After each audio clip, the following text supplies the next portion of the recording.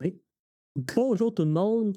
Aujourd'hui, j'avais le goût de vous faire une petite présentation à propos d'un sujet qui me passionne, la communication, et aussi, dans le fond, vous partager un petit peu les réflexions que j'ai eues en écoutant et en lisant à propos du sujet que je vais vous parler aujourd'hui. Là, dans le fond, le sujet, c'est le principe talk. Talk veut dire parler en anglais, sauf que chaque lettre représente une idée. Puis là, je vais vous présenter aussi, par le fait même, ma réflexion que j'ai eue à propos de ces lettres-là et de ma communication aussi. Vous allez fort probablement vous reconnaître. C'est une des raisons pourquoi je fais cette présentation-là. Bon. Tout d'abord, je veux dire un petit merci à mes deux chiens qui ont participé dans les illustrations. Vous allez les voir au travers des présentations. Ils servent un peu à illustrer les propos que je vais amener ça d'une manière un petit peu plus légère, on va dire. Bon. Donc, si on commence, dans le fond, moi, ma réflexion a commencé suite à l'écoute de cette vidéo-là. La psychologie du pourquoi les gens ne vous aiment pas. OK, le titre peut avoir l'air un peu, un peu cheesy, mais ça reste quand même intéressant parce que ça explique un phénomène qui fait que parfois les gens ne nous aiment pas quand on a des discussions avec eux. Ben, il y a des raisons pour ça. Bon, là, je vous ai mis le lien de la vidéo. Mais vraiment, c'est une vidéo qui a écouté. Moi, je l'ai écouté au complet, j'ai pris des notes. Puis c'est un peu ça que je vais vous expliquer un peu, c'est les résultats de mes notes. Comme ça, ben moi, ça me permet de conserver ça et d'avoir une trace de ma réflexion. Donc, ceci étant dit, la personne qui fait l'entrevue s'appelle Alison Wood-Brooks. Bon, puis c'est une professeure à Harvard en administration des affaires, super connue, et qui a écrit un livre qui s'appelle Talk. Elle a étudié en communication, puis dans le sujet, puis elle a même fait de la recherche sur ce principe-là, puis elle vient de présenter pendant la vidéo. Bon. Fait que dans le fond, moi, j'ai lu son livre aussi. Puis, livre super intéressant. Vraiment, là, je peux juste le recommander. La vidéo m'avait donné le goût de lire le livre, mais le livre a été beaucoup plus profond. Puis là, ce que je partage, dans le fond, c'est aussi des réflexions que j'ai eues à propos du livre. Bon, c'est étant dit, avant de commencer à parler du principe talk, il faut parler de quelque chose qui se crée avant la communication et c'est souvent de l'anxiété. OK? Par le passé, j'ai fait beaucoup d'anxiété sociale. Ça s'est beaucoup, beaucoup calmé avec le temps, mais parfois, ça reste encore, puis j'ai certaines appréhensions, bon, certaines petites craintes qui arrivent. Donc, comment on peut pallier à ça? On ne peut pas l'effacer, l'anxiété. Mais comment on pourrait transformer ça en enthousiasme? OK? Ben, dans le fond, moi, je vous explique pourquoi j'ai fait cette présentation-là.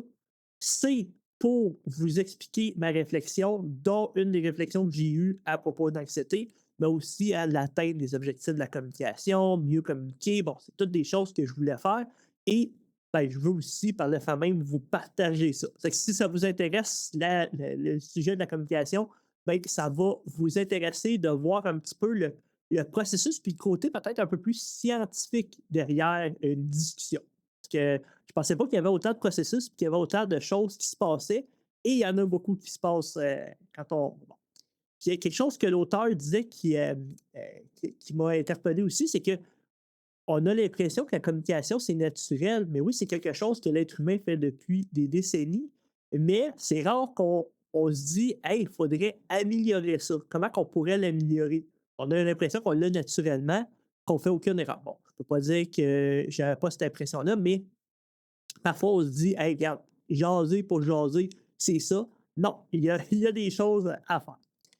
Ensuite, dans le fond, là, quand on ressent de l'anxiété, OK, ça peut être vu aussi comme de l'excitation, puis on peut, hein, tu sais, on peut la reformuler.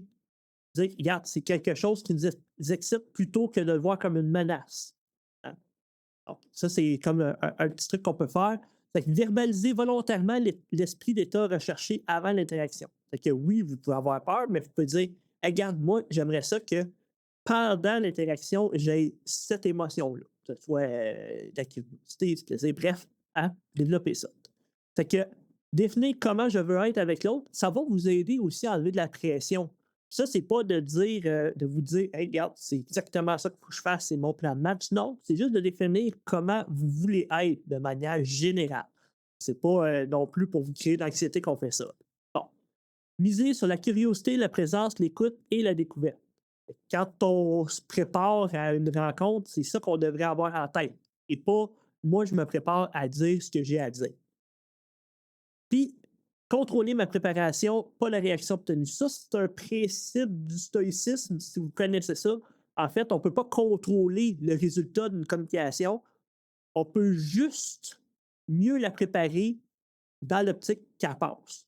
Donc, moi, ce que j'ai fait pour cette présentation-là, actuelle, j'ai mis des images, j'ai mis des textes en gras, j'ai fait des phrases courtes, j'ai fait volontairement pas des listes et des listes et des listes. J'ai essayé de séparer mes diapositives en sujets. Ça, c'est ma préparation.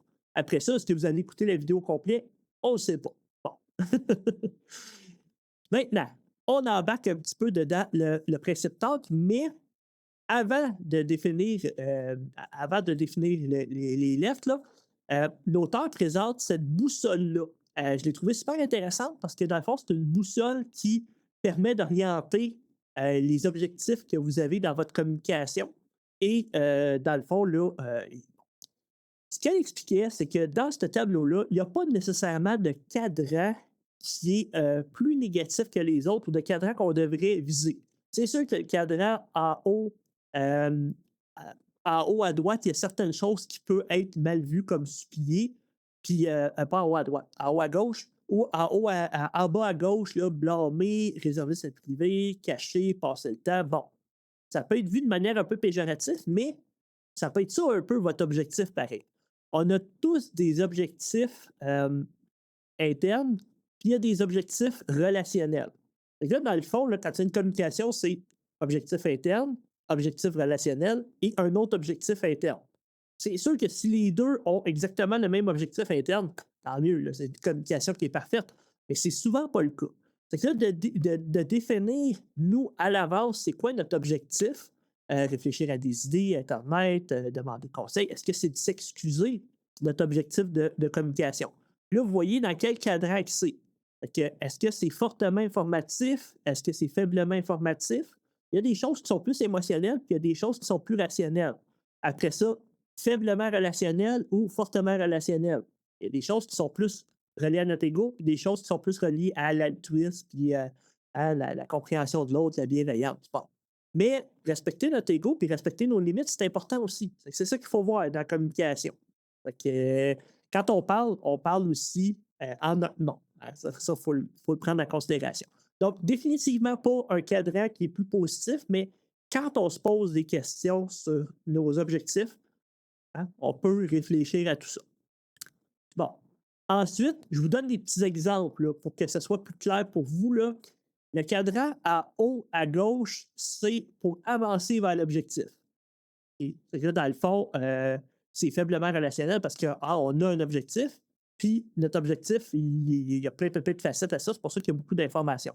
Donc, communiquer des idées complexes et simples. Persuader de garder votre enfant la fin de semaine prochaine. C'est des choses pour avancer dans vos objectifs. OK? Souvent un petit peu plus personnel, mais comme je vous disais, ça peut se rejoindre. En haut à droite, créer un lien. Entendre parler du mariage auquel il a cité, l'aider à choisir quoi porter pour son rendez-vous, c'est pas des choses qui vous apportent vous de quoi, c'est des choses qui apportent à l'autre, mais ça peut quand même vous donner de l'information. Ça, c'est une stratégie que vous pourriez avoir.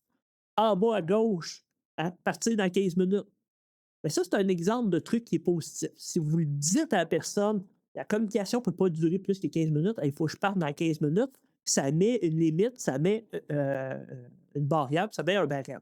Et là, après ça, quand les 15 minutes finissent, tu peux dire, regarde, c'est fini, je dois quitter. La personne, elle se sent pas mal, on y avait dit. Fait que ça, là, c'est quand même si dans le cadran en bas à gauche, ça reste quand même intéressant. Paraître chaleureux et compétent, ben ça, c'est comme un peu dans le centre. Dans le centre. Et comme je vous disais, on ne va pas nécessairement viser toujours ça, mais pour avoir une communication qui est la plus respectueuse et la plus compétente possible, ben, ça serait dans le milieu. Bon. Puis en bas à droite, ne pas blesser ses sentiments, rire le plus possible. Ça, c'est savourer. OK? C'est que là, dans le fond, c'est le plaisir qu'on a dans le moment. puis de ne pas amener dedans des émotions qui sont négatives. Je vais vous les présenter tantôt, là, mais ça, c'est la boussole qu'elle parle beaucoup dans ces communications-là. Fait que vous voyez que c'est pas si simple que ça, là, communiquer. Là. Vraiment, là, on a pensé à tout ça. Bon, on commence par la première lettre qui est topic. Bon, topic, en anglais, ça veut dire sujet.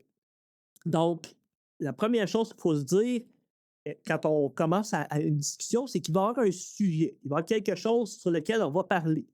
Un mariage, qu'on disait tantôt, un rendez-vous, une réunion qui s'en vient. Bon, il y a de l'échange d'informations.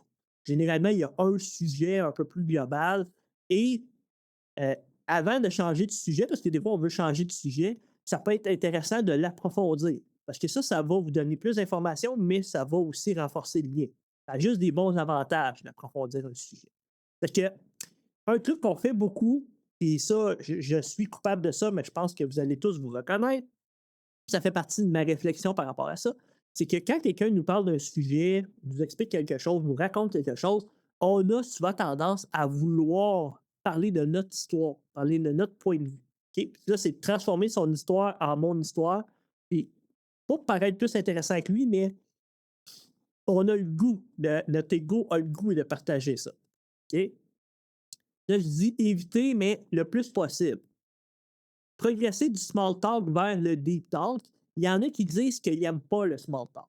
Mais c'est important pour casser la glace, puis c'est important pour. L'auteur, elle disait que c'était un peu pour huiler la conversation. Tu sais. Dans le fond, tu demandais comment ça va, comment ça a été ta semaine. C'est sûr qu'il y a des questions de base qui sont peut-être un peu plates, mais hey, comment ça a été ta semaine? C'est quoi tu prévois de faire en fin de semaine? Ça naît du small talk, mais c'est du small talk qui peut s'orienter vers la personne. De toute manière, on ne peut pas passer du small talk, on ne peut pas passer au deep talk avant d'avoir fait un peu de small talk. Ça ne fonctionne pas. Et ceux qui disent, ah, moi, c'est tout le temps des conversations profondes, ça ne marchera pas. Il y a quand même des petits processus avant. Et, puis ça peut être intéressant aussi juste de faire du small talk. Là. Il y a moyen de rendre ça intéressant. Bon. Chercher un angle qui stimule réellement ma curiosité. Bon, si la personne elle parle d'un sujet que tu n'aimes pas, bon, ça se peut. Mais d'essayer de trouver au moins une question ou au moins quelque chose que tu aimerais savoir sur le sujet. Moi, à un moment donné, quelqu'un me parle des avions. Moi, les avions, j'en ai comme. Ça m'intéresse moins. Mais j'ai posé la question, hey, pourquoi que le Canada aimerait acheter des avions à l'Europe au lieu d'acheter? Là, la personne m'a tout expliqué que les systèmes, puis ça, c'était vraiment quelque chose que j'étais curieux de savoir pourquoi. Ben, c'est ça. C'est de trouver l'angle qui nous amène une curiosité au lieu de dire, ah non, ça ne m'intéresse pas. Bon. Aussi, puis je le disais dans la préparation, préparer quelques sujets pertinents avant une rencontre. C'est pas de se faire un plan de match puis de dire, hey, je vais obligatoirement parler de ça, mais se dire, hey, je rencontre cette personne-là, on pourrait parler, commencer de ça, ça, ça. Ça prévoit quelques petites questions au départ et ça permet de lancer la conversation puis de montrer un intérêt. Puis, comme je vous dis, des fois, les conversations, ça se peut que ça soit spontané puis vous vous croisez dans une rue puis que c'était pas planifié. Mais votre petite réflexion juste avant de commencer à parler devrait quand même être ça. Devrait quand même être de mémoire, j'ai-tu des sujets qui seraient pertinents à jaser avec la personne? Puis, réutiliser les informations mémorisées lors des prochaines conversations. C'est ça, ça veut dire que si vous avez une conversation avec quelqu'un, bon, principalement, mettons, qui donne son nom, ben, il faudrait minimalement retenir son nom pour la prochaine conversation, dire Hey, salut Marc, c'est le fun de te voir. Bon, je sais qu'on a toujours de la difficulté à dire le nom. Il y a quelqu'un qui expliquait que si vous répétez le nom en disant enchanté, puis qu'après ça, vous posez une question avec le nom de la personne, puis que vous. Si, mettons, vous réussissez à répéter 3 fois le nom de la personne dans la minute que vous avez l'interaction avec, là, il y a de très, très grandes chances que vous le reteniez. Un petit truc, là. Mais après ça, ben là, de retenir des choses, le nom de ses enfants, le nom du chien, tu sais. Vous allez poser des questions au travers de la discussion. Ça vaut la peine de les retenir. Aussitôt que, puis moi, des fois, des fois, je le fais, je prends des notes sur ce qui a été dit. Puis après ça, ben, ça permet de revenir. Que quand on recommence la conversation, puis là, quand on dit de préparer des sujets pertinents, ben, on a, on a des informations. Hey, comment ils vont tes enfants? Hey, t'avais prévu un voyage, finalement, comment ça a été? Bon, ça, c'est tous des trucs que les gens aiment répondre. Puis là, ça fait comme un rappel. Ça crée des liens. Les rappels, ça crée des liens. Ça a été dit. Bon, Je vous présente un petit peu la pyramide des sujets. Ça, visuellement, je la trouve super intéressante parce que c'est passer de la conversation légère à la conversation profonde, puis y revenir. Fait que ça veut dire que ça veut pas dire qu'on est dans la conversation profonde, qu'on peut pas revenir à une conversation adaptée ou une conversation légère. On se promène là-dedans. Si on reste juste dedans le profond, là, ça peut devenir ennuyeux, ça peut devenir un petit peu plus trop sérieux. Euh, Puis des fois, ça peut créer des émotions négatives. Puis là, on va revenir, faire une petite joke légère, après ça, remonter. Oui, la joke légère ou le petit changement de sujet léger, ça peut être considéré comme du small talk, mais ça aide à amener la légèreté. Bon. Et dans le fond, c'est sûr que quand on commence une conversation, on devrait toujours parler de sujets que n'importe quel groupe de personnes pourrait aborder. La température, ce qu'on a fait dans nos vacances, bon, ce qui est considéré comme du small talk. Et après ça, on peut monter au deuxième niveau qui est des sujets de plusieurs groupes pour aborder, mais pas tous. Et si la personne est passionnée d'avion, ben là, tu reviens à parler des avions. Tu dis, hey, le dernier avion que tu as pris, finalement, c'était quoi? C'était quelle compagnie? C'était quel type de modèle? Parce que tu sais qu'il est intéressé par les avions. Et ça, c'est une conversation qui est plus adaptée à la personne, mais est-ce qu'on va aller dedans la conversation profonde? Pas toujours. Ça dépend de l'objectif, ça dépend d'un paquet de choses. Si vous êtes capable de monter la conversation profonde, fine. Tant mieux. Ça, c'est le fun. Mais sinon, c'est pas si grave. C'est pas un objectif en soi de toujours aller dans le deep talk. Mais la pyramide, je la trouve intéressante. Maintenant, la lettre A, qui est asking. En français, poser des questions.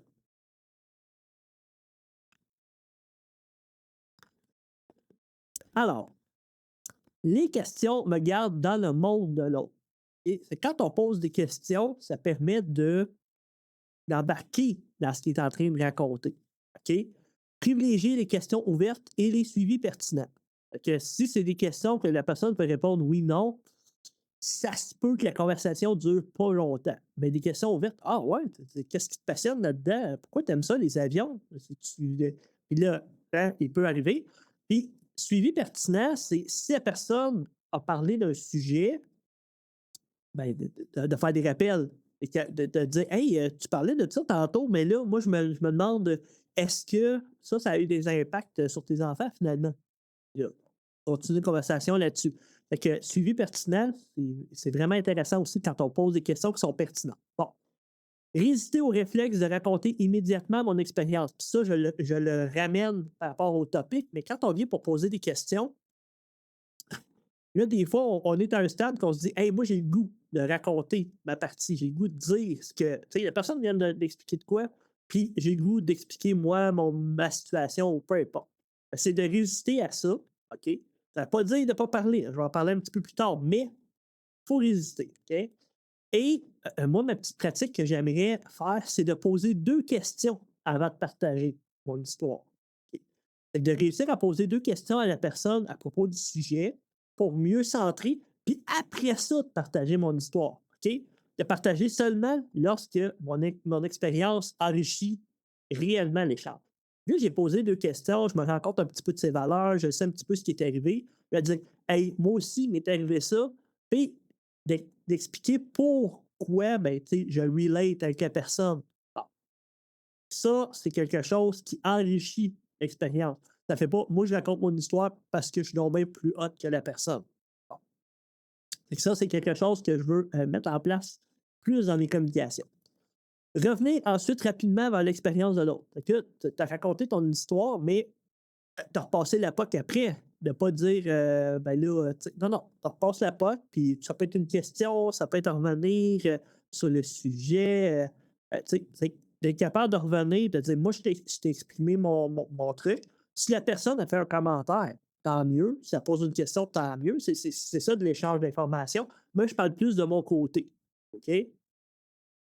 Bon.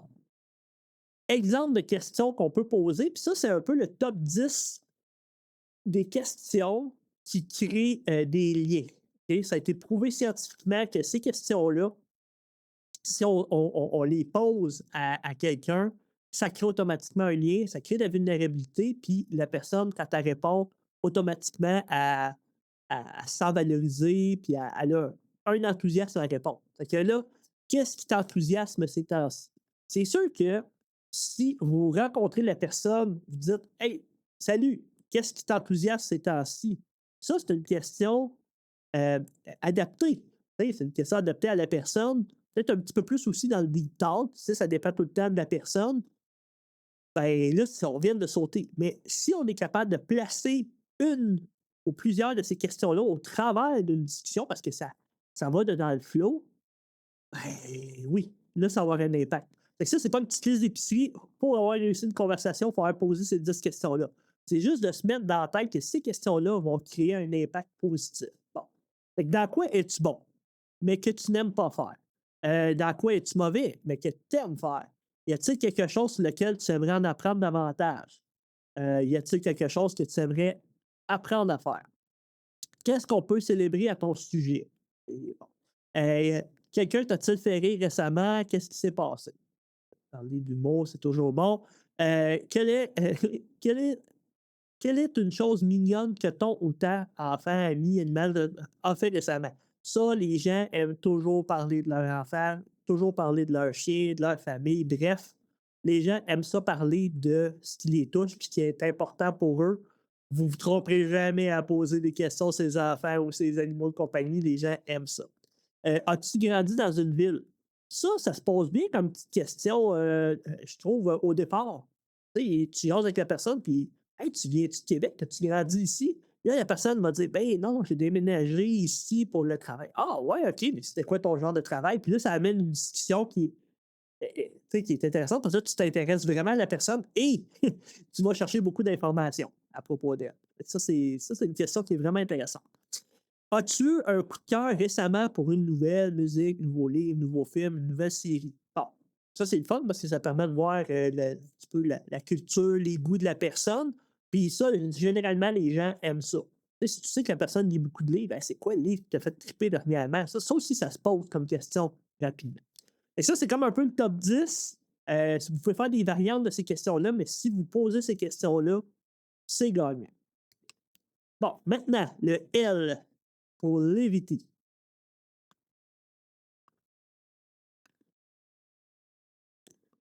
OK. Levity, c'est légèreté. Ça, c'est quelque chose, c'est un concept que, faut que j'applique plus dans mes communications, puis que j'avais peut-être un petit peu moins, consciente, OK? Puis la légèreté, ça maintient l'engagement et le plaisir. Ce qu'on veut, c'est pas juste d'accomplir l'objectif, là. Ça, c'est très, très concret.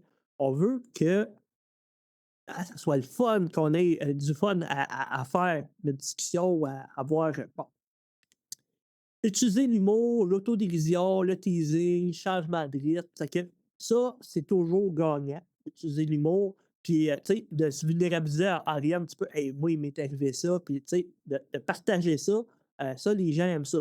Tu sais, ça crée de la légèreté.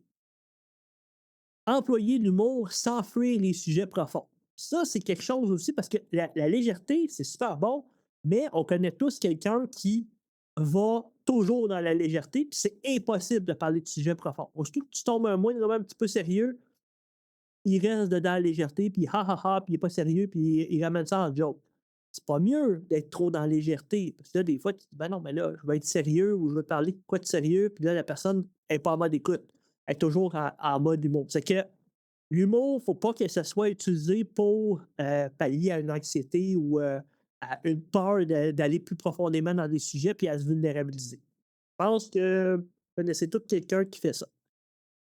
Réagir légèrement lorsque l'attention diminue momentanément. Fait que là, dans le fond, si l'attention elle diminue de quelqu'un, OK, faut pas dire: «Hey, là, tu m'écoutes-tu ou t'es-tu présente ou t'es-tu là?»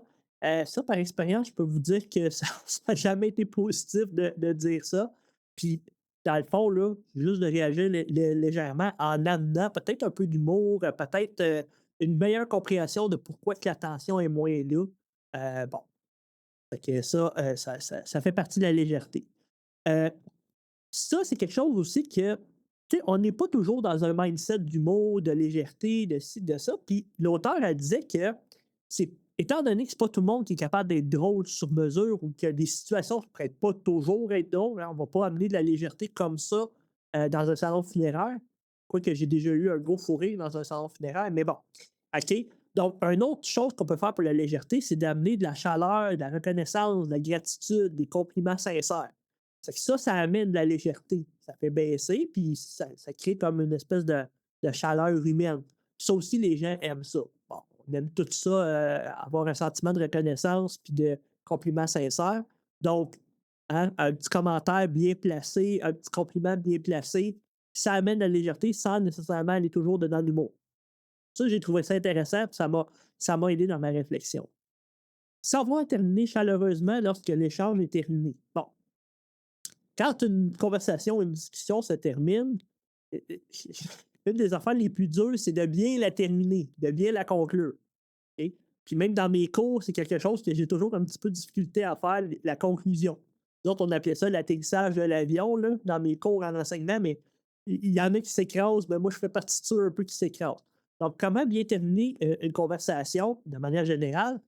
Ben, ça peut d'amener de la chaleur, OK? Dans le fond, là, tu dis: «Hey, un gros merci qu'on s'est jasé de ça. Je te souhaite vraiment une belle journée, là, mais vraiment, ça m'a beaucoup aidé, puis je le vois que tu connais ce sujet-là». Compliment sincère, tu sais? Que ça, de conclure, puis de dire: «Regarde, on a fini la discussion, mais j'apprécie ce que tu as fait». C'est un super de bon mot. OK? Ça peut paraître naturel là, pour certains, mais il y en a que d'exprimer de la gratitude, c'est pas évident. Puis moi, c'est quelque chose que j'essaie de faire plus dans ma vie. Gratitude, là, toujours positif. Bon,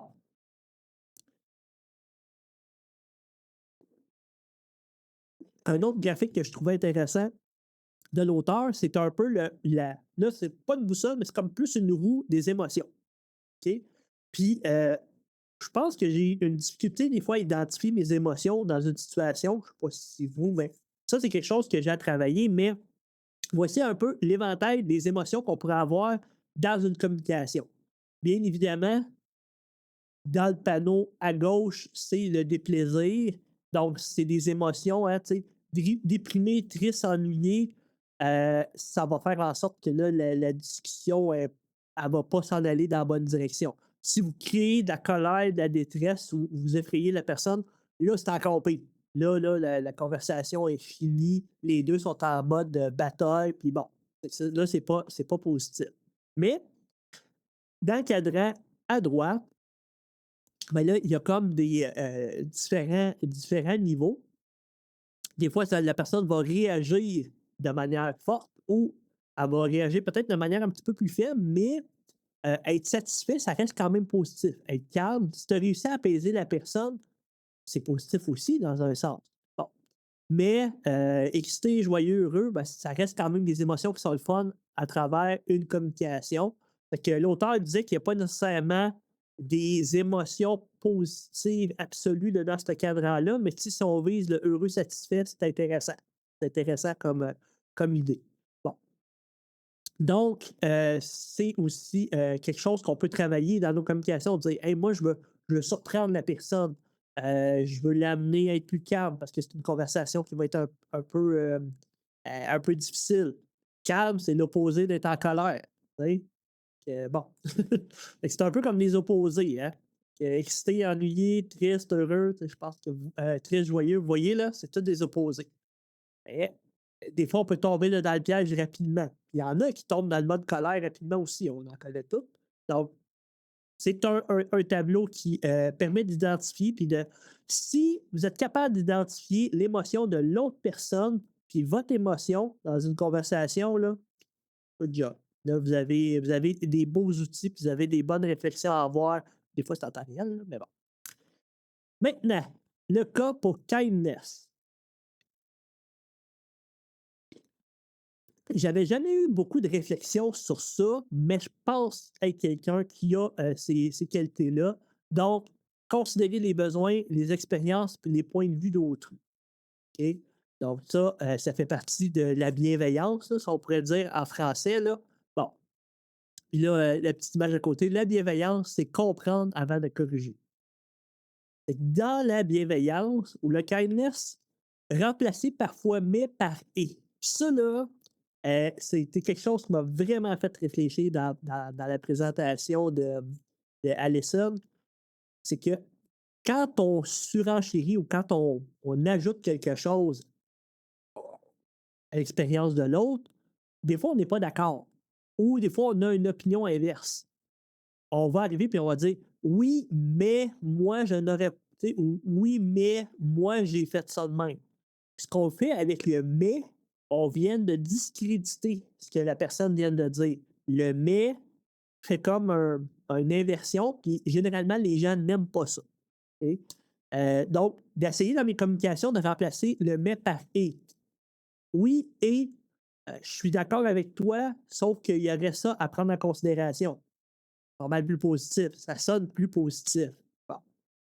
Ça m'amène par le fait même de dire, en évitant le mais, c'est de chercher à comprendre avant de vouloir corriger. Pourquoi la personne a ces avis complétistes-là? Pourquoi la personne promouvoit ce type de médicament-là? Pourquoi la personne. Dernièrement, j'ai eu à écouter quelqu'un qui parlait d'horoscope. Moi, j'y crois pas. Et j'ai quand même laissé la personne parler de son opinion, de voir les côtés positifs que ça y amenait à elle. Le côté positif, c'est une meilleure compréhension de l'être humain. Avec ça, elle se dit OK, cette personne-là est agressive, c'est à cause qu'elle est scorpion. Cette personne-là ici, c'est à cause de ça. Ça lui permet de comprendre. Bon, pourquoi pas. Moi, ce que je vois, c'est l'effet Barnum. Je pourrais essayer d'y expliquer. Hein. Là, dans ce que j'ai dit, j'ai essayé de dire le mot et d'éviter le mot en M. Et je pense que ça vous aide à avoir un petit peu la subtilité là-dedans. Ça amène, par contre, hein, valider une expérience sans nécessairement approuver sa conclusion. Fait qu'on dit oui, et je trouve que ton raisonnement fait du sens. Moi, dans ma tête, ce que je vois, c'est ça, ça, ça. C'est pas de discuter son expérience, mais de dire moi, je vois ça comme ça. Bon, la personne peut être ouverte ou pas, mais ça explique quand même euh, notre conclusion. Donc, respecter une opinion sans devoir la partager, ça, c'est un gros défi. Parce que parfois, des fois, on est d'accord, parfois, on n'est pas en accord, puis là, en étant en désaccord, on a le goût de fighter. Mais non, si on n'est pas en accord, il faudrait respecter l'opinion quand même. Même si ça ne fait pas notre affaire, ça reste quand même une opinion. Tu bon. Préserver simultanément mes limites et celles de l'autre. Ça, là, je vais en parler un petit peu dans un autre. Ben, on a nos limites, puis on a les limites de l'autre. Si on s'en va au-delà des limites de l'autre, c'est pas mieux, ça va créer de la colère. Mais si on ne respecte pas nos propres limites, ben, ça nous crée aussi de la colère intérieure, puis là, on se met à être en colère après nous-mêmes, ce qui n'est pas mieux. Bon, ça, c'est un point qui est super important dans la bienveillance. C'est quelque chose que j'ai appris avec la bienveillance, c'est que faut pas être juste bienveillant avec les autres, il faut être bienveillant aussi avec soi-même. Hein, ça fait partie de ma réflexion là, que j'ai eue dans tout ça.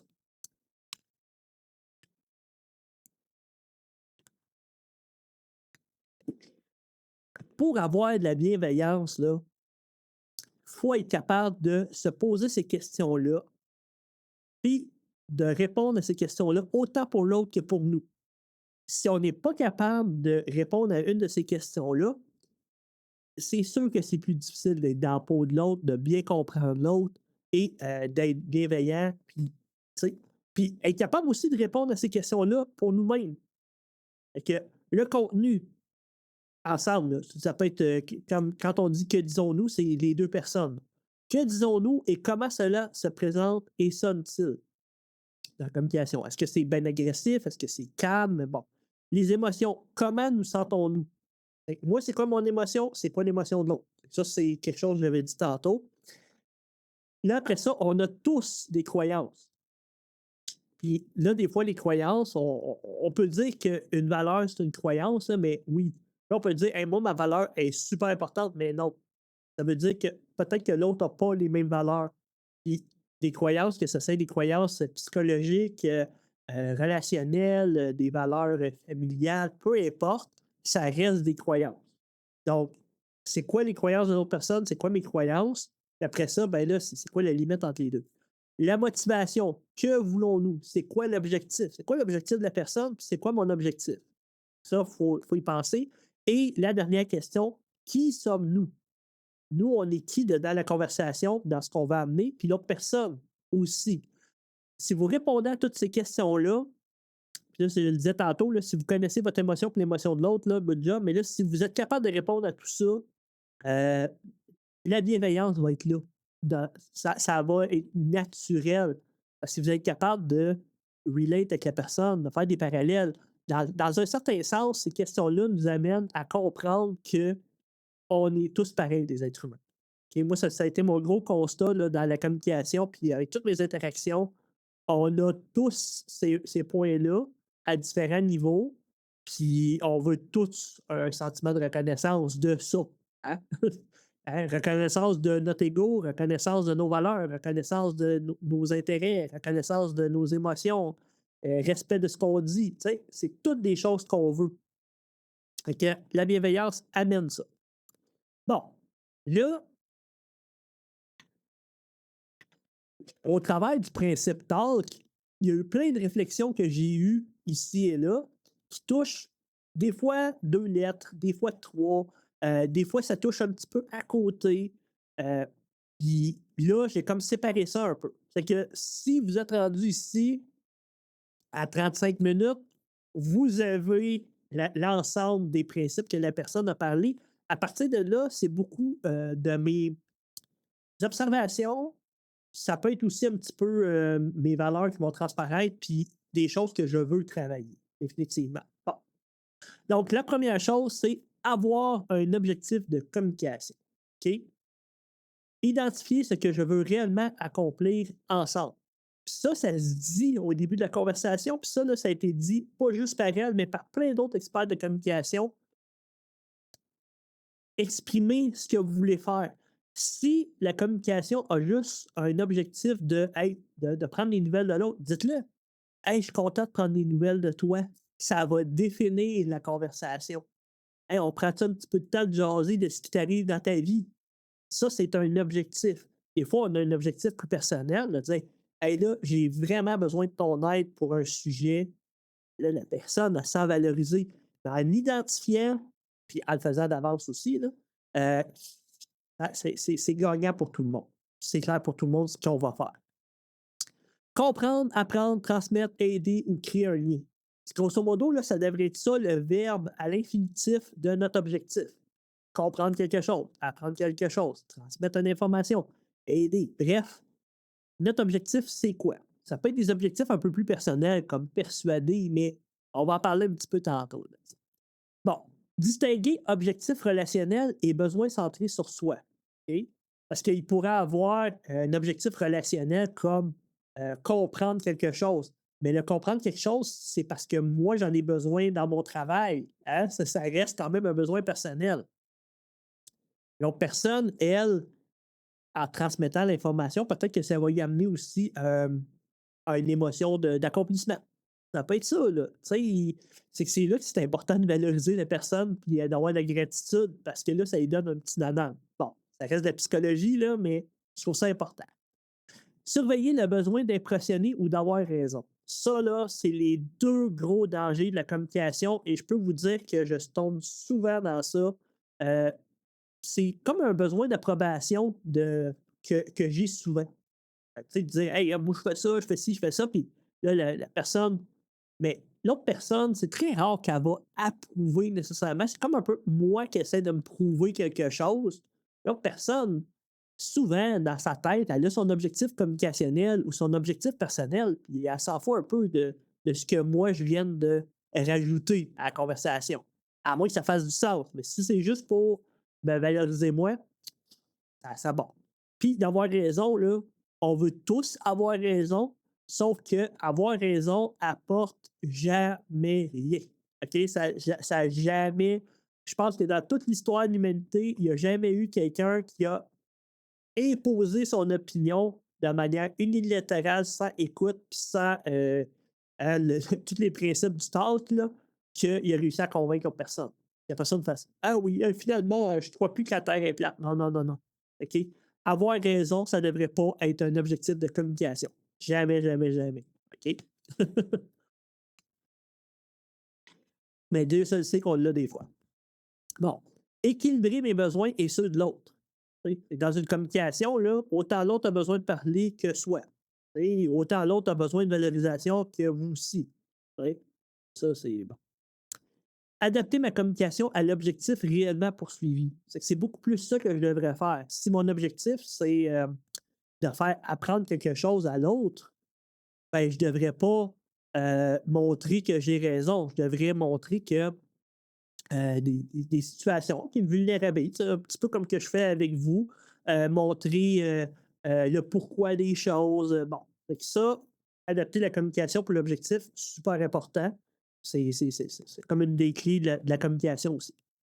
Bon, là, par le fait même, ça m'a amené à cette réflexion-là qui est, hein, puis là, je pense que je suis sûrement pas le seul, moi ramener les choses à moi. Fait que dans une communication, autant que si on fait du small talk que n'importe quel sujet, moi ramener les choses à moi, moi, c'est un de mes objectifs. OK? Fait que dans le fond, mes associations mentales ne doivent pas devenir automatiquement verbales. Quand quelqu'un raconte une histoire, automatiquement dans notre tête, on a notre vécu qui va embarquer. Ça active notre mémoire. Fait que là, on a le goût de le partager. On a dit: «Hey, moi aussi, j'ai vécu ça». Mais si ça n'apporte rien, ça sert à rien. Mais c'est normal, c'est un réflexe normal du cerveau. Ça, c'est, je veux dire, si je vous dis camion de pompier rouge, vous allez avoir automatiquement un camion de pompier rouge dans la tête. C'est comme ça que ça fonctionne, le cerveau. Bon. Mes histoires peuvent servir à me valoriser inconsciemment. Ça, c'est quelque chose qui n'est pas toujours évident à s'avouer, mais parfois, on a comme besoin de valorisation. Dans la communication, on se dit besoin de valorisation est plus gros que l'objectif de la communication. Ben là, c'est pas positif. Là. Fait que ça, c'est quelque chose que j'ai à travailler. En ramenant à moi, ben, des fois, c'est besoin de se valoriser inconsciemment. L'autre possède davantage d'informations nouvelles pour moi. Ça, c'est un petit peu de réflexion, peut-être un petit peu plus rationnelle dans tout ça. C'est de dire, moi, mes histoires, je les connais. Moi, mon vécu, je l'ai vécu. Fait que de le partager à l'autre, mais l'autre peut m'amener bien des informations, peut m'amener bien du contenu, peut m'amener des choses que je ne connais pas. Et c'est bien plus positif pour moi de l'écouter que de faire l'inverse, que de partager de quoi.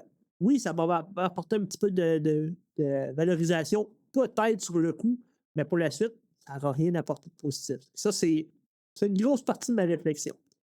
Partager uniquement lorsqu'une expérience remplit une fonction, je répète ce que j'ai dit, sauf que si une expérience aide à expliquer le pourquoi je suis d'accord avec la personne, hey, moi aussi, j'ai vécu ça. Puis, tu sais, t'es pas obligé de raconter l'histoire aussi longuement que l'autre. Juste dire, regarde, je relate, je comprends ce que tu dis parce que moi aussi, j'ai vécu ça, ça, ça, ça, ça. That's it. Tu sais? Fait que ça peut aider. Ça a une fonction. Et finalement, ça, c'est un petit ratio que je me suis dit, OK, mais c'est pas scientifique. Ça n'a pas été dit par l'auteur. C'est pour ça que je vous dis, ça reste du personnel. Là. Mais moi, ce que je viserais dans mes communications, surtout pour les améliorer puis avoir un impact, là, c'est de plus laisser l'autre parler, peut-être à 80 du temps, en lui laissant 80 d'espace, puis moi 20. Oui, ça peut être 50-50, là. Ultimement, ça serait le mieux. Mais par expérience, les gens aiment ça prendre plus d'espace. L'important, c'est d'être capable quand même d'occuper un peu d'espace. Parce que si on fait juste laisser l'autre parler et qu'on est passif, ça n'aura pas d'impact. Tandis que si on rebondit, on fait des rappels, on pose des questions, là, on crée des liens, là, le 20 devient important. Ça, c'est un petit peu le ratio que je vais avoir dans la tête. Puis finalement, parler de moi reste essentiel pour créer l'intimité. Fait que ça, il ne faut pas tomber dans l'autre extrême et dire hey, moi, je ne parlerai jamais de moi, je ne raconterai jamais d'histoire. Parce que quand on se vulnérabilise et qu'on raconte des histoires sur soi, ben, on devient plus humain. Hein. C'est ça, c'est le beau côté de la communication, c'est montrer notre côté humain. Puis ça peut créer de l'intimité. On va en parler tantôt de l'intimité entre gars, là. C'est quelque chose qu'il faut travailler. Bon,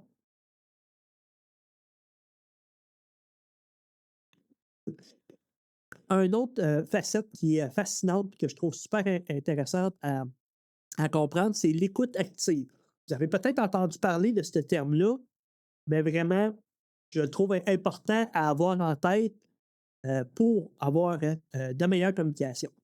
Écouter signifie comprendre, pas nécessairement être d'accord. Ça, c'est de faire la distinction entre les deux. OK? Une écoute réelle dépasse largement le simple silence. Écouter, c'est pas juste hocher de la tête puis montrer vers maman que tu comprends, avoir des petits clins d'œil, des petites réactions physiques. C'est pas juste ça. L'écoute, ça va plus loin que ça.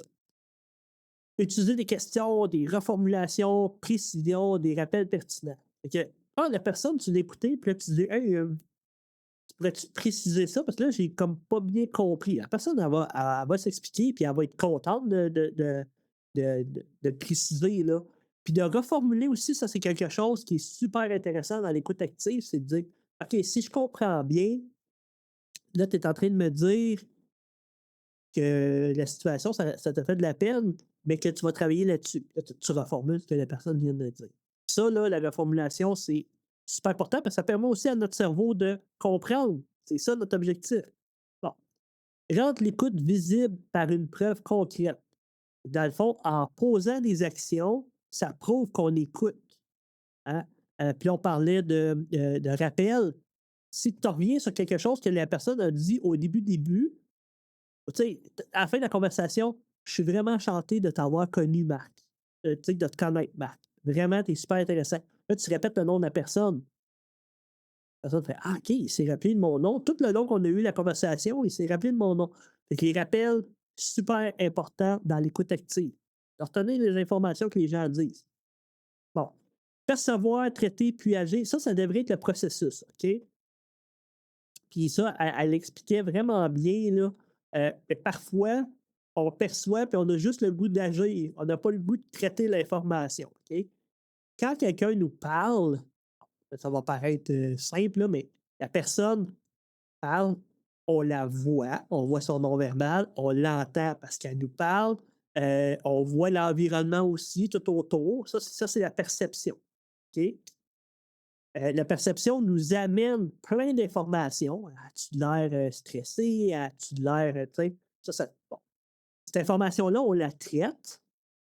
Après ça, on agit sur cette information-là. OK? Puis ça, là, ça veut dire qu'on n'est pas obligé de répondre instantanément. On peut avoir une petite période de réflexion, puis,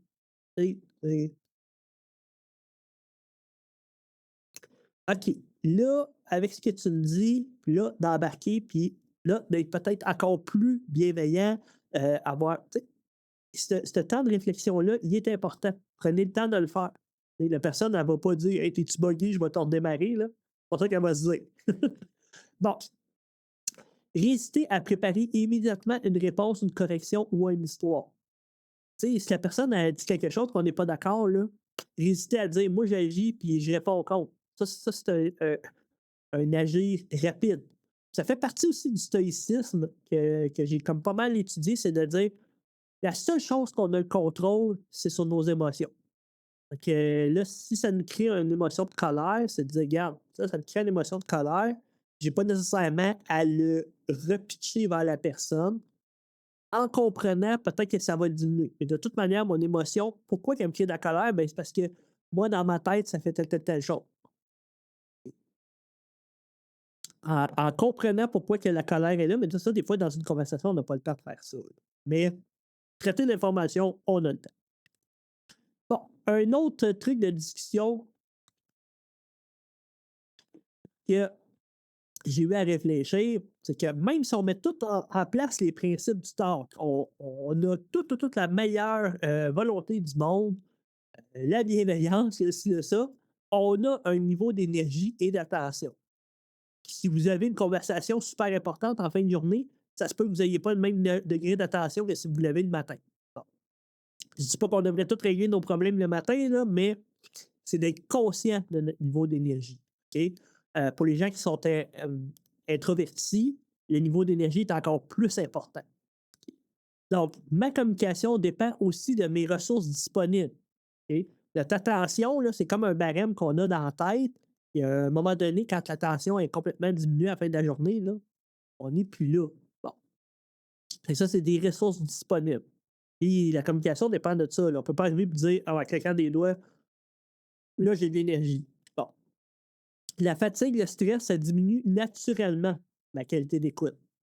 Là, vous allez dire, ça va de soi, mais des fois, les gens ne prennent pas le temps de dire je suis fatigué et ce n'est pas le moment. Là, j'aime bien l'image, énergie sociale avec mes deux chiens, là. Bon, ils expriment.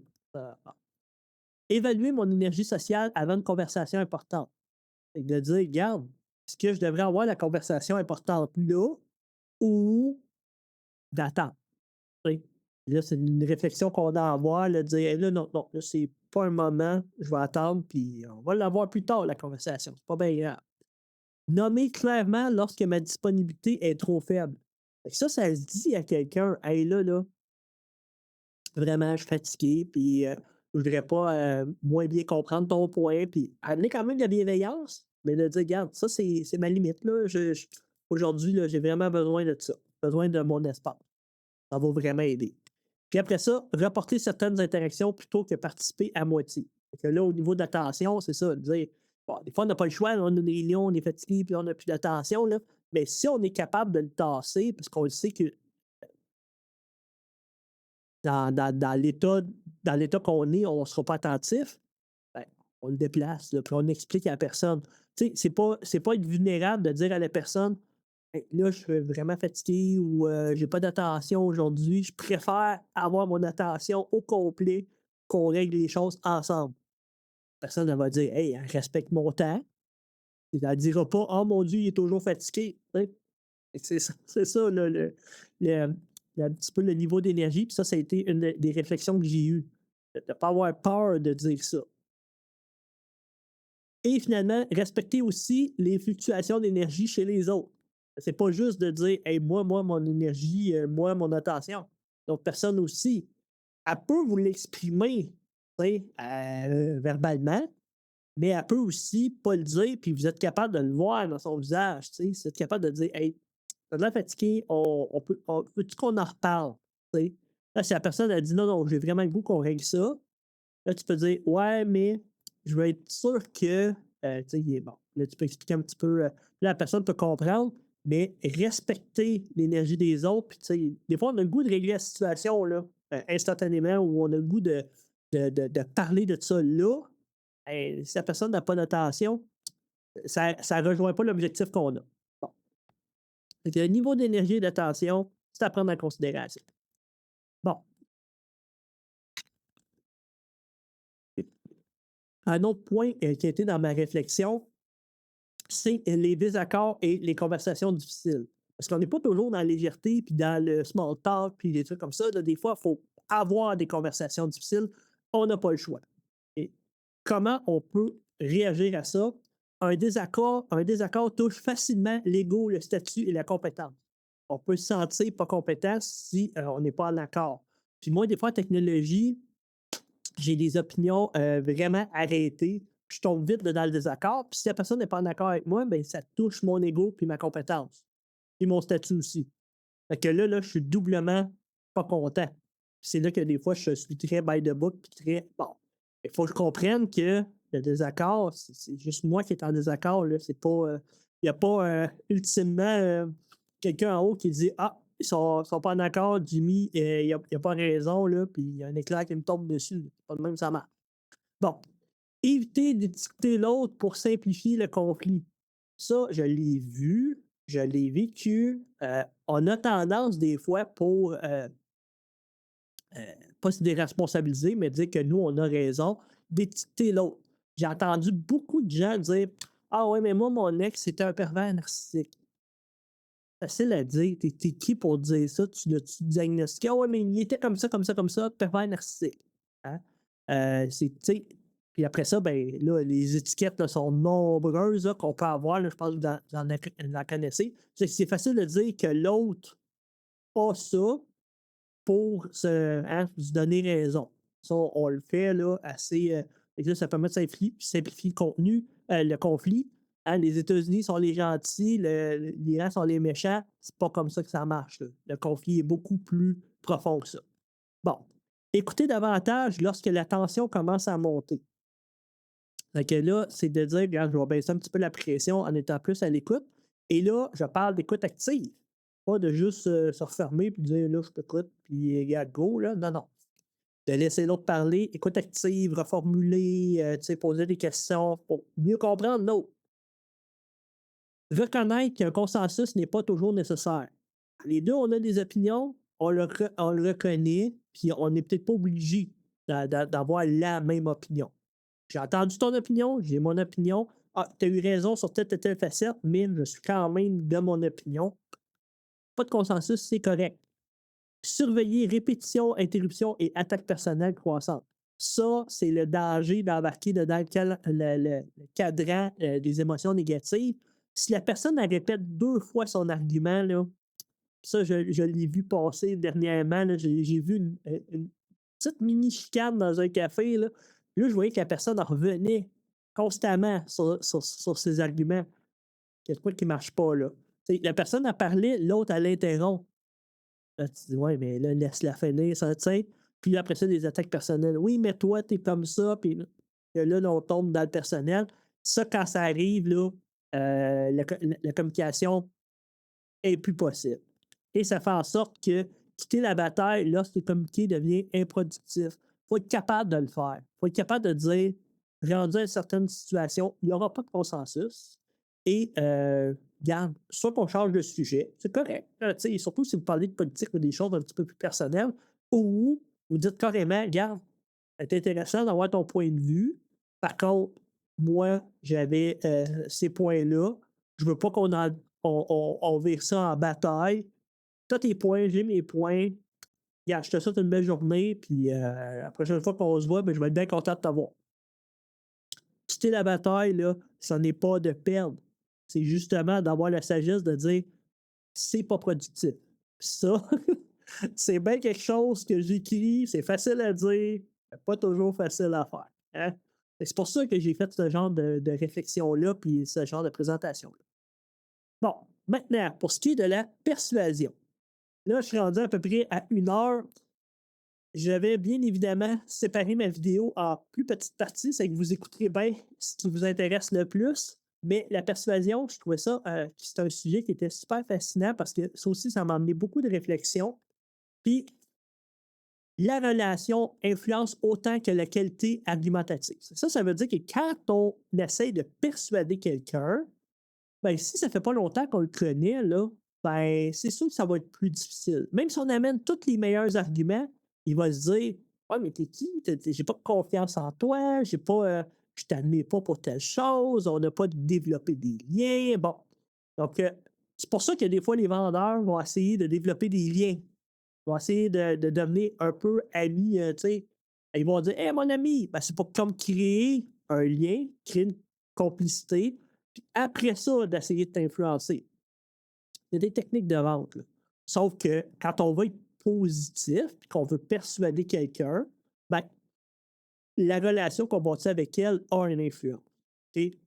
S'il y a quelque chose que j'ai appris par contre dans la vie, c'est qu'avec la persuasion, on ne pourra jamais changer quelqu'un. La personne, il faut qu'elle change par elle-même. C'est ça, c'est un gros constat de dans ma vie. OK? Confiance et cohérence se construisent avec le temps. Là, les oui, mon ami, non, non, ça c'est rapide. Mais ça prend du temps. Trouver quelqu'un cohérent puis de dire: Hey, regarde, cette personne-là, je respecte son avis. Fait que de développer le respect, ça prend du temps. Écouter les objections plutôt que de chercher à les détruire. Quand on essaye de persuader, des fois, on peut être en mode attaque. OK? Sauf que la persuasion peut se faire de l'autre côté. Là, écouter les objections de l'autre pour mieux les comprendre. Après ça, on va les traiter dans notre tête. Mais l'écoute active pour la persuasion, super intéressante. Fait que, identifier ce que l'autre gagne réellement accepter. Que là, elle a dit ses objections. Parce que de là, on peut comme déterminer peut-être un peu les objectifs ou essayer de mieux les comprendre. Et là, de dire, OK, la personne, je veux atteindre ça, mais elle, qu'est-ce que ça lui donne d'atteindre ça? As-tu un avantage? Puis là, de l'avoir dans notre tête quand on arrive avec une solution. OK? Fait que mutuellement avantageuse et crédible. Ça devrait toujours être ça qu'on fait. Au lieu d'imposer. Des fois, on a l'impression que la persuasion, c'est d'imposer l'idée. Non, c'est d'arriver à une espèce d'idée que l'autre personne, elle embarque. Et c'est ça, hein? Respecter clairement un refus lorsqu'il devient définitif. Si on n'a pas réussi à persuader la personne, des fois, ça peut être un peu frustrant de dire: «Ah, la personne est fermée, bon, regarde, c'est correct. J'ai pas réussi à atteindre mon objectif de persuasion. La personne, elle a complètement sa vie. Puis ça aussi, ça fait partie du stoïcisme, c'est d'être capable d'accepter que nous, on a préparé nos arguments, nous, on a écouté, mais on n'est pas responsable de la réaction de l'autre. Ça revient tout le temps à ce que j'ai dit au départ. J'ai fait la préparation de la présentation que je fais avec vous. Est-ce que vous êtes rendu à la persuasion? Je ne sais pas. Mais j'aimerais ça. Bon, les conversations de groupe. Les conversations de groupe, là, ça, c'est un petit peu différent des conversations one-on-one. Parce que là, depuis le début, c'est un peu ça que je parle. Mais là, des fois, les conversations de groupe, c'est une autre dynamique. Et l'auteur disait qu'elle pourrait quasiment faire un livre au complet là-dessus, mais elle en a quand même beaucoup parlé dans son livre. OK? Donc, dans un groupe, les gens qui sont extrêmement extravertis, c'est important d'avoir conscience dans votre tête que parler davantage, ça ne signifie pas contribuer davantage. Ça veut dire que si vous apportez pas de quoi de positif dans la conversation, ça ne sert pas à grand-chose que vous embarquiez par-dessus le monde, puis vous racontiez votre affaire, puis bon. OK? Euh, Privilégier des interventions rares, claires et réellement utiles. Bon, ça, c'est un peu le comportement de quelqu'un introverti. Ben, quoi qu'il y ait des introvertis qui ne vont pas parler du tout, on devrait quand même, quand on a besoin d'amener quelque chose, être capable d'intervenir. Mais si on a des interventions réellement utiles, les gens vont nous accorder de l'importance. Ils vont dire: «Oh, OK, là, Jimmy est en train de parler, il y a peut-être quelque chose de le fun à dire». Bon. Distinguer facilité verbale et qualité réelle de contribution. OK? Si je n'avais pas préparé cette présentation-là, puis que je vous avais pitché mes idées, ça, c'est de la facilité verbale.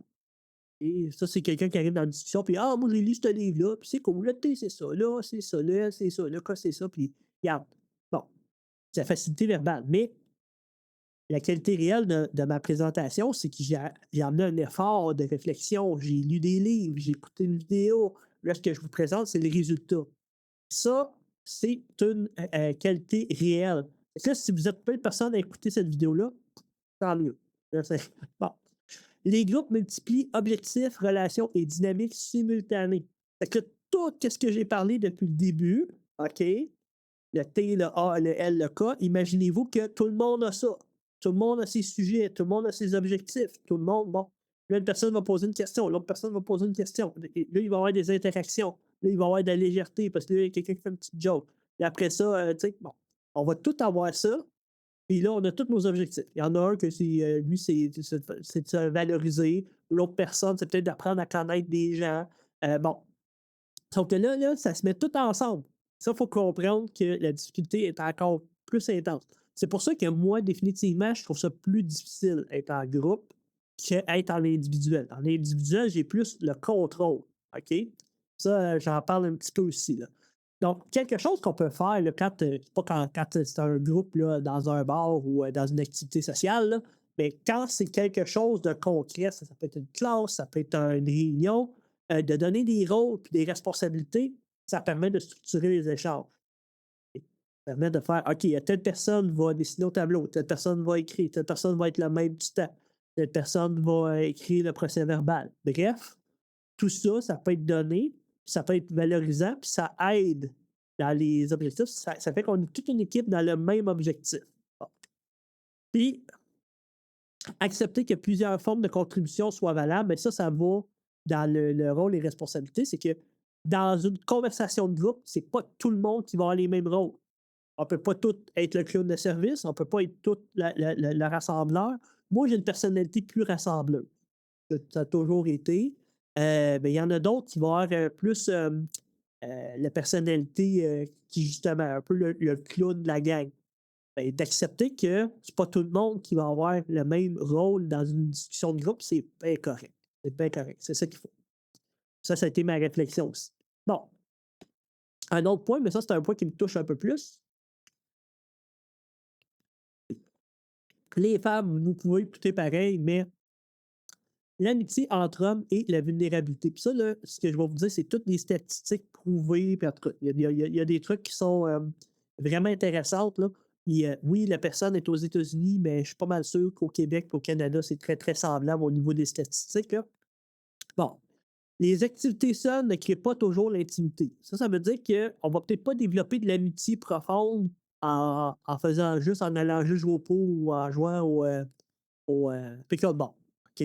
Ça peut le créer, mais généralement, ça ne créera pas de l'amitié profonde. Ça va être des chums de gars. Bon. La vulnérabilité, ça permet d'approfondir progressivement certaines amitiés. Que là, dans le fond, si on veut développer une amitié avec des hommes, il faut amener tranquillement, pas vite, de la vulnérabilité. Poser des questions qui ouvrent vers davantage de profondeur. Fait que là, on peut rester dedans la deuxième phase dans nos communications, mais commencer tranquillement, pas vite, à poser des questions un petit peu plus personnelles. Toi, pourquoi tu as décidé d'avoir des enfants? Ça, c'est une question qui vulnérabilise un peu. Là, si une personne, elle dit, ouais, mais toi, là, t'as pas d'enfant, pourquoi Ah, puis là, j'explique un petit peu pourquoi. Puis là, je peux expliquer profondément, si je suis vraiment honnête avec l'autre personne, le pourquoi. Bon. Fait que ça, c'est des questions qui vulnérabilisent. Ne jamais transformer la vulnérabilité en obligation relationnelle. Ça veut dire qu'on ne peut pas imposer à quelqu'un de hey, regarde, là, je veux aller dans le deep talk. Si la personne ne l'embarque pas, c'est correct. Tu sais, on ne développera peut-être pas une amitié comme ça. Ça va peut-être être d'une autre manière, mais là, comme ça, il ne faut pas l'imposer. Et être capable de répondre aux mêmes questions personnelles, ça veut dire, justement, comme je l'ai dit, là, si je pose une question, puis que l'autre me dit oui, mais toi, comment tu vois ça? Ben, il est capable aussi de répondre de manière honnête. Si nous, on a posé cette question-là juste pour avoir de l'information sur la vulnérabilité de l'autre, puis qu'on n'est pas prêt à répondre de notre côté, non. En tout cas, ça ne va pas créer de l'intimité. Ça, c'est sûr. La personne, elle va même être peut-être un petit peu plus. Bon. Diversifier son réseau de soutien au-delà du couple. Puis c'est là que j'embarque sur les statistiques. Là. Ils disent que 400 des gars, fait que dans le fond, 4 gars pour une fille, ont, euh, ont de la difficulté à avoir des amis puis ont moins d'amis de gars. OK? Des vrais amis de gars. Les femmes ont plus d'amis. Bon, il y en a qui vont dire elle, c'est ma meilleure amie, mais on s'entend que les réseaux de femmes sont parfois plus. Plus il y a plus de soutien. OK? Et souvent, le gars va avoir son soutien émotionnel avec sa blonde. Ça, c'est mon cas, là, avec mon ex. Puis là, tu sais, c'est avec elle que je vais parler plus d'intimité, être plus vulnérable parce que, tu sais, on est ensemble dans la vie de tous les jours. Puis c'est quelque chose que je trouve super le fun à vivre, mais quand la personne s'en va, on se retrouve complètement seul. Puis là, bon, moi, je suis content parce que j'ai eu des amis d'enfance qui m'ont écouté et qui m'ont soutenu. Et ça, c'est des amis avec qui je peux être vulnérable parce qu'ils connaissent tout de ma vie. Là. C'est que ça, je suis vraiment, vraiment. J'ai de la gratitude pour ça, mais c'est pas tous les hommes qui ont ça. Puis on devrait essayer au minimum d'avoir 2, 3 amis comme ça. Ou peut-être d'aller dans un groupe de soutien ou il y a des groupes là, qui permettent de jaser. Là. Fait que prendre en considération ça, là, réseau de soutien, c'est super, super important. Ça, c'est quelque chose là, dans la communication là, que je trouve important de dire parce que ça fait partie un petit peu du deep talk aussi. Bon.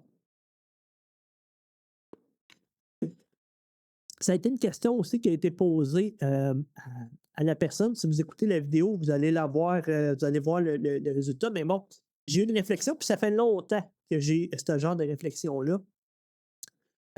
Bon, plus le sujet est riche, ou on pourrait dire émotif, ou tu sais, bon, plus le canal compte. Là, dans le fond, il faut se dire, plus que notre objectif est précis, plus que choisir le bon canal est important. Prenez pas n'importe quel canal. C'est que ça, c'est la pierre angulaire de ma réflexion. Okay?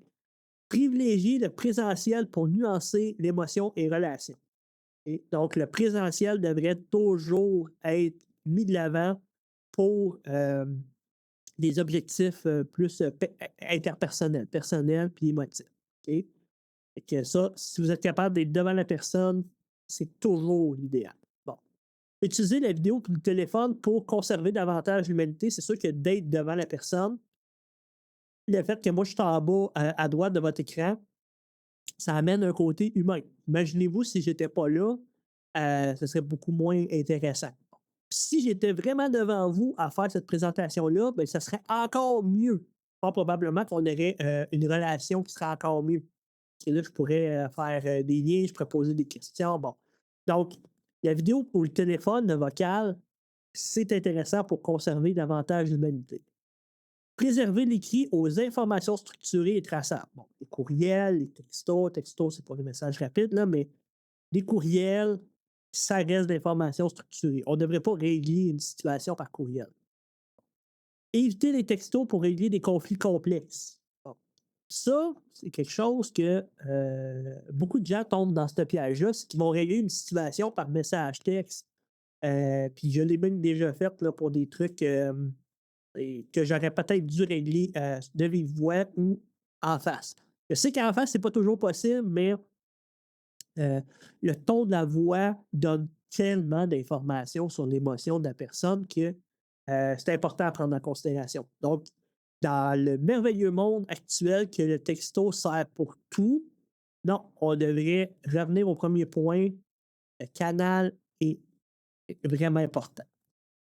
Puis, un des points aussi, puis elle dit qu'elle pourrait quasiment faire un livre là-dessus, là, accepter que le silence comme véritable outil de communication.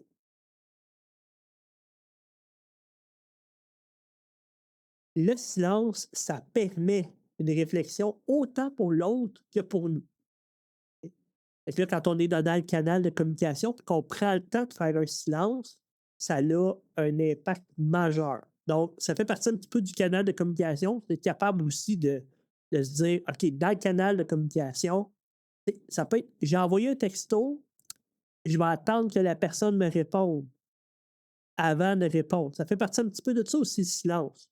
Capable de dire, regarde, j'attends sa réponse, j'attends sa réaction. Je ne vais pas y envoyer 15 textos pour valider ce que j'ai dit ou pour excuser. Là. Non, non. C'est un outil, le silence. Ça, c'était quelque chose à. Bon. Dans le canal de communication est venu le sujet de l'intelligence artificielle. Puis moi, c'est un sujet qui m'intéresse beaucoup. C'est pour ça que je vais en parler dans la prochaine slide. Mais l'intelligence artificielle pourrait aussi faire office d'un livre, là, tellement que c'est intéressant. L'intelligence artificielle et la communication. L'IA, là, c'est malade pour structurer, reformuler, augmenter la disponibilité. Et là, on n'a pas toujours accès à la personne, on n'a pas toujours accès à l'information. Des fois, de poser la question à l'IA, c'est quand même intéressant. On peut aller chercher l'information, puis de structurer puis reformuler une réponse qu'on donnerait à quelqu'un. L'IA est super bonne pour faire ça. Ça devient un outil, OK? Sauf que le risque, c'est parce que quand on utilise l'IA, on tombe dans une moyenne de réponses. On n'est pas dans les moyennes extrêmes ou basses, extrêmement émotives ou extrêmement informatives. On est souvent dans une moyenne. Que ça uniformise la voix personnelle, puis ça fait en sorte que des fois, on va lire des réponses de l'IA, puis on sait que c'est l'IA qui répond. Et on le sait, ça devient très protocolaire ou très. Bon. Utiliser l'IA lorsqu'elle améliore réellement la communication. C'est-à-dire, bon, là, j'ai lancé mon texte, j'ai écrit mon texte, il y a un petit peu de, de, de passif-agressif, on pourrait dire. C'est pour ça que je me rends un peu vulnérable. Il y a un petit peu de passif-agressif dedans, comment je communique. Comment je pourrais amener ça de manière plus bienveillante, que la personne me comprenne, mais que ce ne soit pas une attaque directe. C'est là que ça améliore réellement la communication, c'est que là, on voit ce qu'on avait écrit, ce que l'IA nous recommande. Là, elle dit, regarde, ça va être beaucoup mieux compris par l'autre personne si tu l'exprimes comme ça. Améliore réellement la communication. Là, on est passé de quelque chose qui peut créer de la colère à quelque chose qui peut créer de la compréhension, puis d'essayer de trouver un terrain d'entente. Éviter de remplacer inutilement une interaction humaine pertinente. Ça là, c'est l'affaire qui est, je pense, la plus importante de l'utilisation de l'IA. C'est l'IA, pour moi, ne devrait pas remplacer les communications humaines. Si on est capable de se voir, si on est capable de régler une situation, Là, je dis: «Oui, j'ai réglé une situation en demandant à l'IA de m'aider à enlever le passif agressif», mais c'est parce que là, j'avais pas le choix, c'est un courriel que je répondais. Bon, j'aurais pu téléphoner, c'est sûr, mais d'être capable de régler les choses, ça c'est des conflits ou ça c'est des choses plus personnelles, à remplacer l'IA là, remplacer l'humain, pour moi, ça n'est pas l'objectif de l'IA. Les communications humaines, les interactions humaines sont même à la limite plus importantes. Vous sauvez du temps avec l'IA, focuser sur les conversations humaines. Ça devrait être ça, l'objectif de l'intelligence artificielle, à mon sens. Bon, en enseignement, elle peut prolonger l'expertise du professeur. Puis, ce qui est quand même cool, c'est que l'auteur, là, Allison, a dit qu'elle s'est fait une Allison virtuelle qui l'aide dans ses cours, puis les étudiants peuvent y poser des questions. Elle a mis toutes ses recherches, tous ses trucs dedans cet agent-là, puis il est capable de répondre aux questions 24 heures sur 24 des étudiants. Ben, j'ai fait ce genre d'agent-là dans mes cours de système d'exploitation puis de réseau, puis les étudiants, ils ont beaucoup aimé. Parce que là, la personne est tout le temps disponible. Oui, je reste disponible sur Teams sur des questions, mais des fois, une petite question rapide sur de quoi qu'on a vu, l'IA répond super bien, puis il répond avec des choses que j'aurais répondu. J'ai fait plein de tests, de toute manière, elle a accès à mes notes de cours, puis elle répond vraiment bien. Puis finalement, la technologie doit servir l'objectif, jamais le définir. Fait que si vous avez un objectif en communication, ben là, vous le voyez, l'objectif est plus émotionnel. OK, on va aller vers le one-on-one. La technologie ne devrait pas dire: «Hey, là, regarde, on va aller plus vers du factuel puis modifier l'objectif». Hein, c'est servir l'objectif. C'est que ça, là, c'est un de mes constats aussi avec l'intelligence artificielle. Des fois, on a tendance à vouloir utiliser l'IA un peu partout. Pas toujours la bonne utilisation. Maintenant, l'authenticité stratégique. Là, l'authenticité stratégique, c'est aussi quelque chose qui m'a fait beaucoup réfléchir.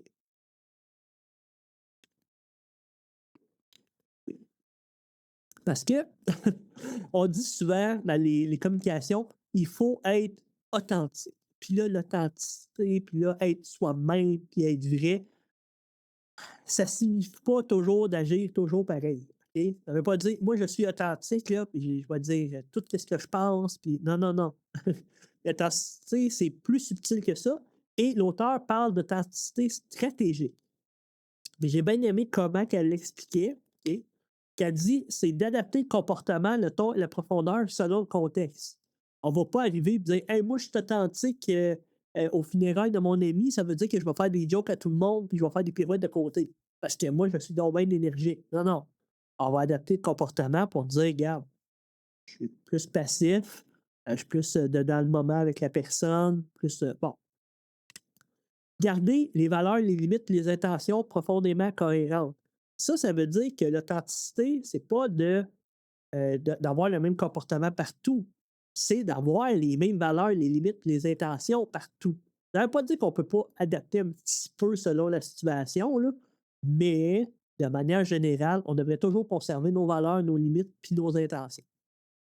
Et ça devrait toujours être dans l'authenticité, c'est ça qui devrait être respecté. Vous êtes quelqu'un qui est pro-environnement, ben changez pas vos valeurs parce que vous êtes avec quelqu'un, vous allez avoir un gros contrat. Ça veut pas dire de tout mettre de côté ce qu'il dit, mais de dire moi, pour moi, ça c'est important, ça reste le côté authentique. Mais il y a de l'authenticité stratégique encore à avoir.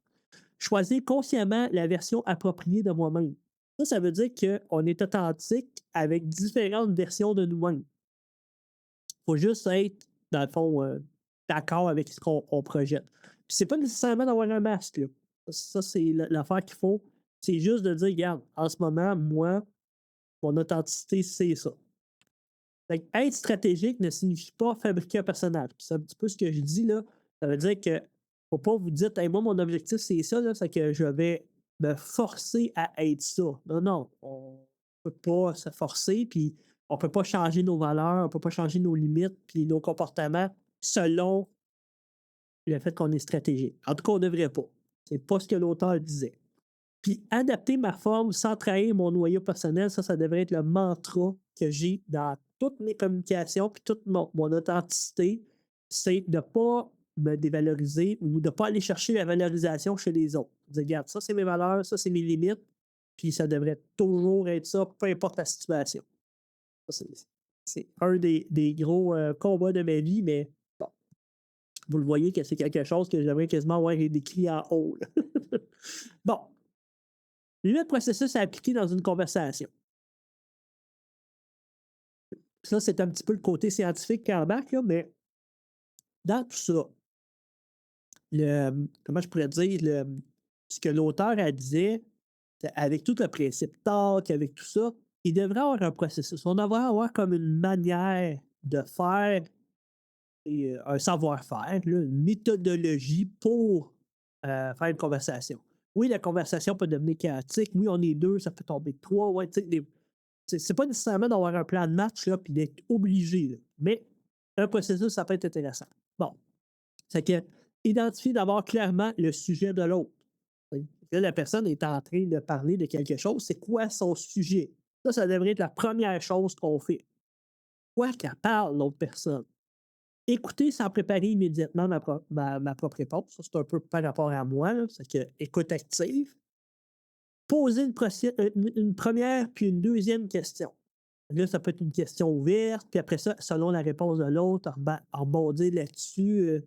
Qu'est-ce qui a fait que tu as pensé comme ça? Tu sais, d'aller un petit peu plus loin.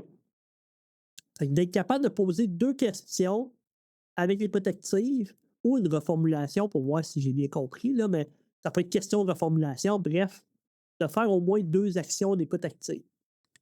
Après ça, montrer clairement que j'ai compris son message. Fait que oui, un petit peu de la reformulation, mais ça peut être un rappel, ça peut être bon. Fait que ça aide la communication. Ça devrait toujours être quelque chose qui est fait avant de changer de sujet ou avant que moi je raconte mon histoire. OK? Comme ça prouve que j'ai écouté l'autre. Là. Bon. Puis partager brièvement seulement lorsque cela apporte quelque chose. Je fais un rappel à ce que j'ai dit, mais ça devrait être dans le processus. OK? Ça devrait être dans ma tête dire là, j'ai traité l'information. Ce que je vais dire, c'est parce que ça apporte de quoi à la conversation. Puis revenir vers l'autre avant de changer de sujet. Fait que dans une conversation, on change de sujet. C'est normal. C'est le processus normal d'une conversation.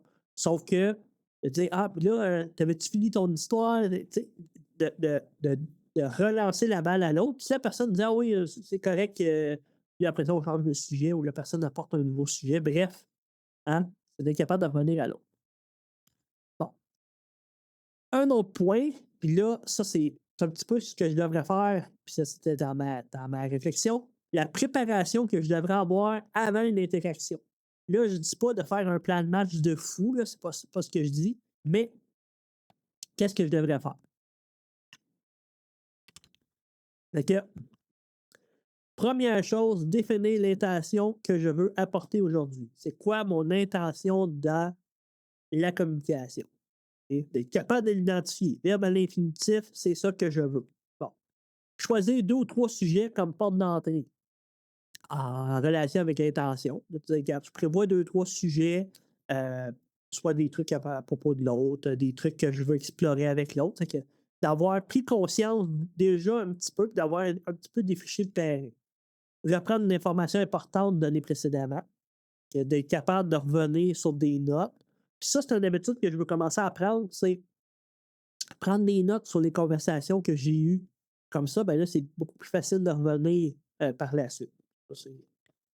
Vérifier mon niveau d'énergie sociale disponible. Dire, regarde, j'y vais-tu ou j'y vais pas, pour telle raison, pour passer une belle soirée, puis que les autres passent une belle soirée aussi. Puis arriver curieux plutôt qu'avec besoin d'impressionner. Ça, c'est une préparation mentale que je devrais avoir. Curiosité par-dessus le besoin d'impressionner ou d'être valorisé. Préparer une direction sans écrire de scénario rigide. On a une intention, on a deux, trois sujets, la direction de la conversation, mais c'est sûr que ça se pourrait que ça ne soit pas ça. Ça fait partie du stoïcisme, c'est de dire je me suis préparé, mais je ne suis pas responsable. OK? Bon. Donc, petite préparation personnalisée, vous ferez pause pour regarder ça. Dans le fond, c'est des petites questions qu'on peut se poser. Ça, c'est l'auteur qui a partagé ça. C'est que réfléchir à l'avance au monde de l'interlocuteur, c'est essentiel. Fait que prenez le temps de lire ça. Je vous le résumerai pas parce que je viens d'en parler, mais ça fait partie de ma réflexion.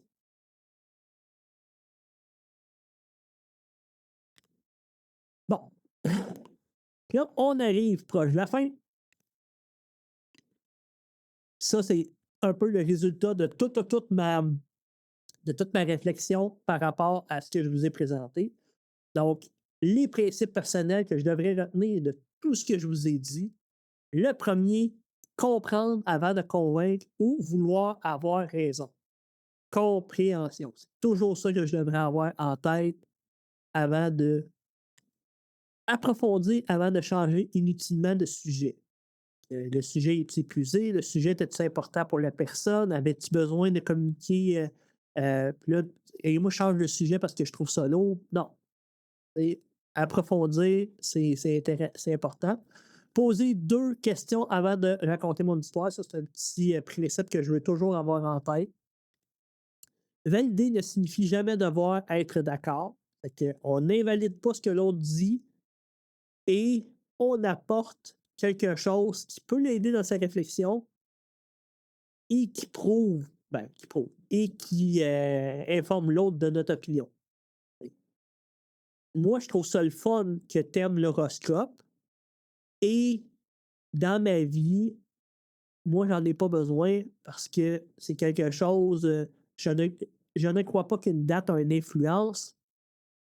Par contre, ce que tu dis, tu sais, puis après ça, enfin, bref, d'avoir, tu sais, de ne pas invalider ce que l'autre dit, mais de ne pas être d'accord, d'amener des arguments, ça peut être correct aussi. C'est juste de ne pas embarquer dans le débat one-on-one. Une expérience personnelle doit toujours avoir une fonction. Ça, c'est quelque chose aussi que j'aimerais toujours avoir en tête. Écouter, respecter et rester curieux avant tout. Je pense que le respecter, je l'ai toujours eu. Mais par contre, l'écoute active puis rester curieux, tout dépendant des situations, ça, je peux dire que je ne l'ai pas toujours fait. Fait que ça, c'est les principes personnels. Si j'avais de quoi retenir de tout ce que j'ai fait, si je fais ça dans ma vie, dans mes communications, c'est sûr que ça va être définitivement mieux. Ça, c'est mon introspection que je vous pitch devant vous, là, mais bon. Fait que, petite conclusion, là, on est rendu à 1 heure et demie. Ah, je vais vraiment séparer ma présentation là, pour que ça compte. Mais merci à tous pour votre attention, votre écoute. Si vous avez écouté la présentation au complet, nice. Si vous l'avez écouté en x2, ça a pris la moitié du temps, tant mieux. Euh, Et si vous avez des commentaires, des questions, des trucs par rapport à ça, n'hésitez pas. Moi, je vais quand même mettre dans les sources de la vidéo le livre, la personne, la vidéo que j'ai écoutée qui m'a permis de faire cette présentation-là. Si vous êtes intéressé à avoir la présentation là, au format PDF ou quoi que ce soit, là, me le direz. Là, je ne la partagerai pas à tout le monde sur YouTube, mais si vous êtes intéressé à la voir, il n'y a pas de problème de vous la partager. Fait que, encore une fois, un gros merci. Moi, je vous partage un petit peu ça. Mon objectif dans ça, c'était de aussi mettre en pratique ce que j'ai appris. C'est un des meilleurs moyens d'apprendre, c'est de préparer quelque chose et de le présenter. Fait que là, j'espère que ces principes-là vont faire partie de ma vie à l'avenir. Fait que, souhaite une bonne journée. Salut tout le monde.